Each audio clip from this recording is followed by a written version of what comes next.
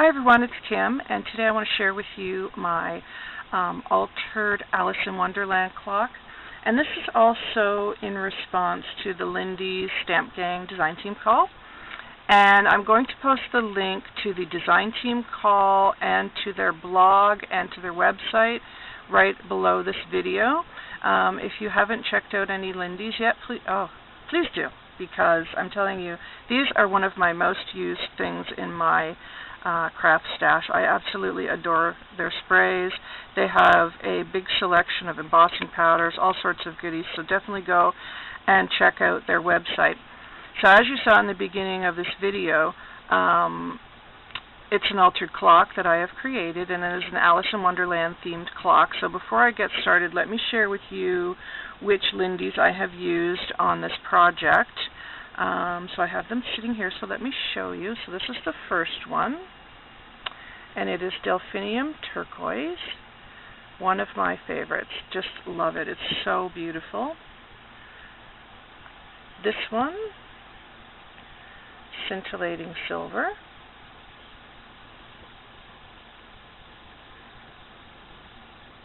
Afternoon Delight Denim.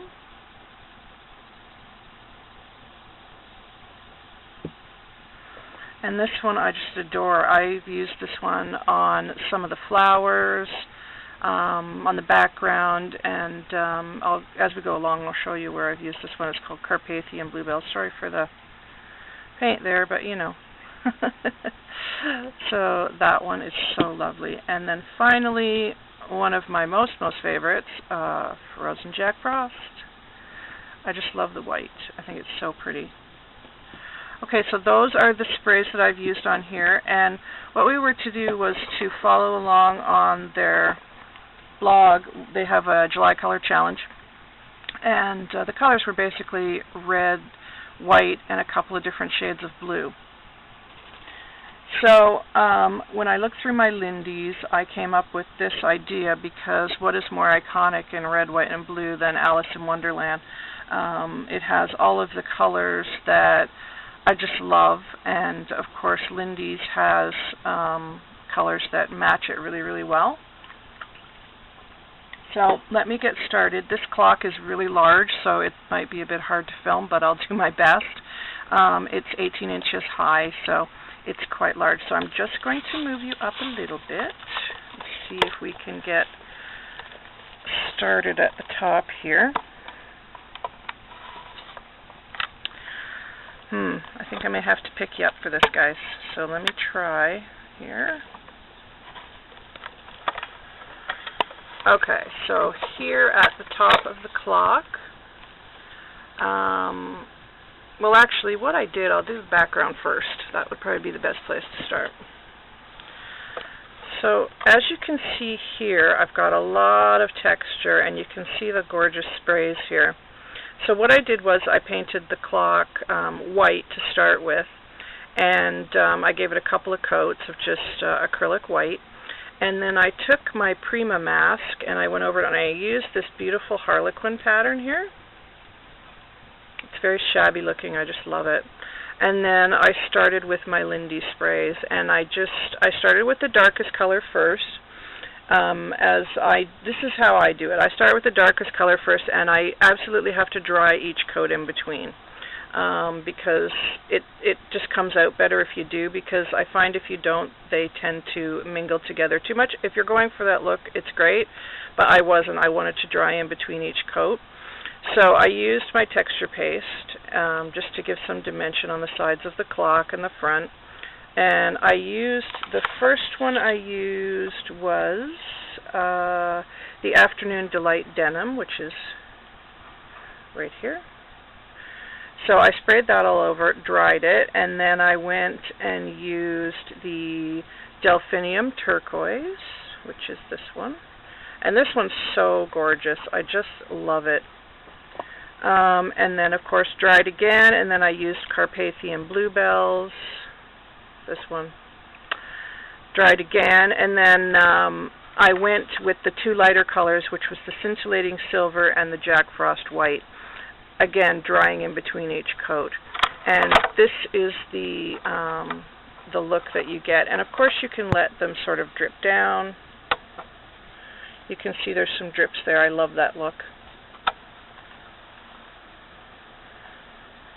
So there is the sides and the front. So this I did all over the clock. And you'll see the texture. I even have it on the top as well. So let me move up to the top here a little bit. There's the top, and you can see I've even, I undid the caps, and I just kind of did some droplets as well of the darker color. And the great thing about Lindy's is that there's no mistakes to be made. If you don't like what you've done, then just go over it with a lighter color. It'll remove the darker color, and then you can go back in with your darker color again. So it's just fantastic to use that way. So that is basically what I did with the whole clock. And then after I did that, of course, I could do my embellishing. And starting up here at the top, I've used some pieces from the Pork Chop Show on Etsy. And this is one of his pieces right here, the mushroom. The flowers are all from Wild Orchid Crafts and Craft Supplies 1. Craft Supplies 1 has some fantastic flowers, so definitely check them out as well. Now this piece here is really interesting. This was a wooden open-faced book. And what I did was I had a thrift store book of Alice in Wonderland, and I cut out this page from the first chapter, and it says Down the Rabbit Hole. And I put it on top of the wooden book, and I just glossy accented over it, so it says Down the Rabbit Hole. So you do get a little bit of the story of Alice at the top, when she's out in the garden reading the book with her sister. And here I've got some Prima clock hands. And then these are some vintage millinery flowers. They're little Lily of the Valley. And then I've got some vintage sheer sort of lace right here that you can see just going around the top. I didn't put too much lace on it. I just wanted to keep it very faint, and I really wanted the colors of the Lindys to come through. So we're going along the top here, and then right here I've got a glass chess piece, because as you know, they have chess pieces in the Alice in Wonderland story. Another little wooden mushroom from my stash. And then this is Alice's shoe, and this is actually a piece from Scotty Pork Chop. And it's a big shoe, and I thought, it's the perfect color for Alice's shoe when she grows and becomes a giant. So that's why that shoe is here. Craft Supplies 1 latex flower there. And coming down, starting over here, there is Alice, and all of the pieces that you see from that are Alice in Wonderland are from the Pork Chop Show on Etsy and eBay. The top hat is as well, and the Prima clock. And then the tea and some of the paper that I've used is Die Cuts with a View paper stack. It's called Garden Party. And I'll point out some of the pieces as we go along, but that's where I got the word tea from. And then here you can see more of the texture on the clock and the sprays that I've used. And then here is Alice, and she is very large right here because this was after she had grown, and she's having an argument discussion with the Queen of Hearts, who is right there. And I've also used a playing card right here as well, right here. I just distressed the edges of the playing card. The photo of Alice here I just got from a free site on the internet, and I cut her out because I wanted to represent different times in the story. So here she is, dressed up royally, but she's a lot larger than the Queen of Hearts. And then coming down here, let's see if I can just tilt this a bit, I have a wooden teapot that I had in my stash, and then again on the teapot here, I've used my Lindy's, and on this teapot I used the Carpathian Bluebells, Scintillating Silver, and Frozen Jack Frost. And what I did was I took one of my Prima masks with the pocket watches on it, and some texture paste, and I just went over it, and then I used some Silver Inca gold to go over that, so it sort of stands out as well. And the silver Inca gold really ties in well with the scintillating silver from Lindy's. And then the word sweet and the little Mad Hatter, both from the Pork Chop Show.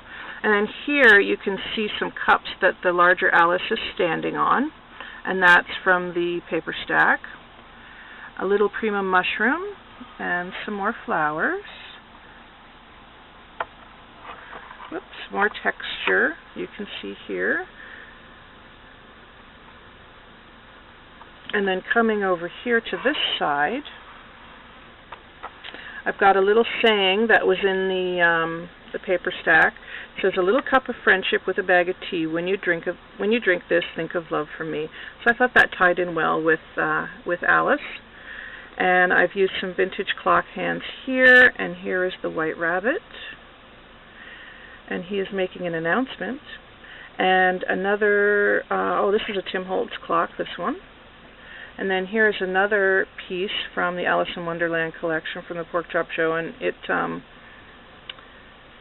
one of the little guys that works for the Queen of Hearts, and he's got the spade suit on his outfit there. And more flowers, and I've just used texture paste on those. And some more vintage millinery flowers. And then coming up, and there's a Prima door there, right behind everything. Because as we know, Alice goes through some doors in the story. And then here I've got a Tim Holtz keyhole. And then on top of the keyhole, you will see Alice and the pink flamingo, and she's standing on top of it, wondering what's going on with the flamingo, I think. And then here I've got a chipboard piece that says "A Moment in Time," and I've got a little clock there and a little crown there. They're just from my stash. I think they're from Craft Supplies one as well. And then here, this is really fun. I love this guy. This is the Cheshire Cat. And what I did with this is I took a metal filigree piece and I cut out an image from the internet, and I put the Cheshire Cat on it, and I used a couple of layers of glossy accents. So he's just sitting right at the top, looking over everybody and making sure everybody sort of does what they're supposed to do. And then coming down here, the background I have sprayed with more Lindy's. You can see it was basically just a plain piece of paper from the Die Cuts with a View stack, the Garden Party. And it did have a few little sort of tea stains and that on it, but I thought, I wanted to bring the blues up, so I just gave it a really light spraying, you can see there, with some of those colors I've mentioned. And then there's a crown, another pork chop piece there, and the trim is from Craft Supplies 1. And here are the flowers that I've used. Some of these I've sprayed, and you can see right here, this one and this one and this one down here have all been sprayed with the Carpathian Bluebells. This one. And it gives it this beautiful color, and they actually have like a little bit of shimmer to them. They're so pretty. I just love that color. And then Wild Orchid Craft Flowers, and then the clock is a Melissa Francis piece, and I just love it. And I took some of the silver rub and buff and went over that again, just to bring the numbers out a bit. And then here you see the word Tea Party, and that was from the paper stack as well. And that already had the little tea stains on it, so that worked out well. And here's some more flowers that I've sprayed. This one here, this one, and this one down here I've all sprayed with the Carpathian Bluebells. And it all just tied in beautifully together. And then I've got a little key here. That was from my stash. And then Dreamer, that is a pork chop part. And the King of Hearts. So I basically got the Dreamer at the number 12, the King of Hearts at the number 3, and then this finger pointing inwards towards Alice at the number 9, and then I've got a giant number 6 down here, which is a Tim Holtz numeral. And then you can see it as a working clock, and the little heart in the center I put, so that moves as the clock hands go around, and that's from the Pork Chop Show as well. And then here's another little door that Alice goes through. Again, a pork chop part. And this side of the clock over here, I'll show you, there's more texture and more Lindy's. I just love how it turned out, and you can see the really cool drips, and I just love it. So there is my clock. And be sure to check out Lindy's Stamp Gang, and please check out the links below. You will see them underneath this video right down there. So check out the blog, apply for the new DT, and check out their store, because these sprays are amazing. If you haven't tried them, please do. You will love them. So thanks everybody for watching, and I hope you're all having a wonderful day. Take care, everybody. Bye-bye.